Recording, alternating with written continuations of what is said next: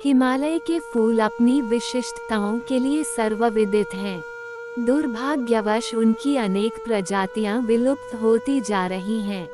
कुछ तो केवल किस्से कहानियों तक ही सिमट कर रह गई हैं। ये कहानी उस समय की है जब हिमालय का एक अनूठा पेड़ अपने फलीय वैशिष्ट्य के साथ एक निर्जन पहाड़ी नदी के तीर पर स्थित था।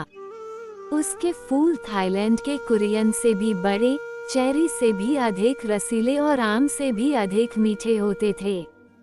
उनकी आकृति और सुगंध भी मन को मोह लेने वाली थी।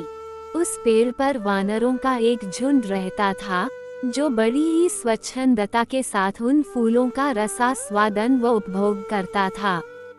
उन वानरों का एक राजा भी था जो अन्य बंदरों की तुलना कई गुना ज्यादा बड़ा, बलवान, गुणवान, प्रज्ञावान और शीलवान था, इसलिए वह महाकपि के नाम से जाना जाता था।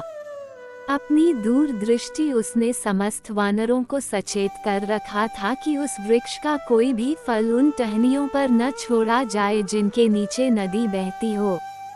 उसके अनुगामी वानरों ने भी उसकी बातों को पूरा महत्व दिया, क्योंकि अगर कोई फल नदी में गिरकर और बहकर मनुष्य को प्राप्त होता तो उसका परिणाम वानरों के लिए अत्यंत भयंकर होता।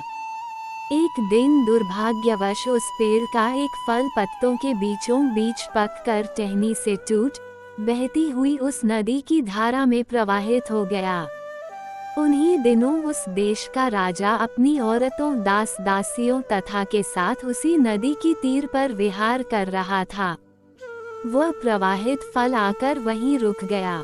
उस फल की सुगंध से राजा की औरतें सम्मोहित होकर आंखें बंद कर आनंदमग्न हो गईं।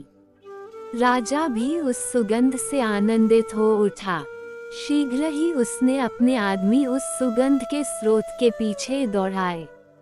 राजा के आदमी तत्काल उस फल को नदी के तीर पर प्राप्त कर पल भर में राजा के सम्मुख ले आए।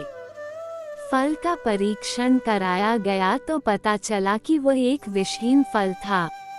राजा ने जब उस फल का रसास्वादन किया तो उसके हृदय में वैसे फलों तथा उसके वृक्ष को प्राप्त करने की तीव्र लालसा जगी। क्षण भर में सिपाहियों ने वैसे फलों पेड़ को भी ढूंढ लिया, किंतु वानरों की उपस्थिति उन्हें वहां रास नहीं आई। तत्काल उन्होंने तीरों से वानरों को मारना प्रारंभ कर दिया। वीर्यवान महाकपि ने तब अपने साथियों को बचाने के लिए कूदते हुए उस पेड़ के निकट की एक पहाड़ी पर स्थित एक बेत की लकड़ी को अपने पैरों से फंसाकर फिर से उसी पेड़ की टहनी को अपने दोनों हाथों से पकड़कर लेट अपने साथियों के लिए एक पुल का निर्माण कर लिया।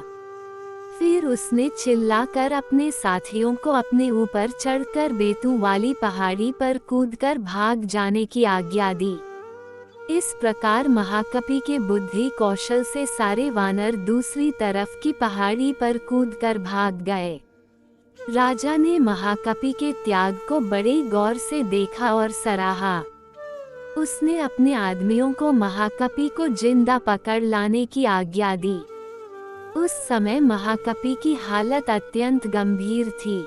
साथ ही वानरों द्वारा कुचल जाने के कारण उसका सारा शरीर विदीर्ण हो उठा था।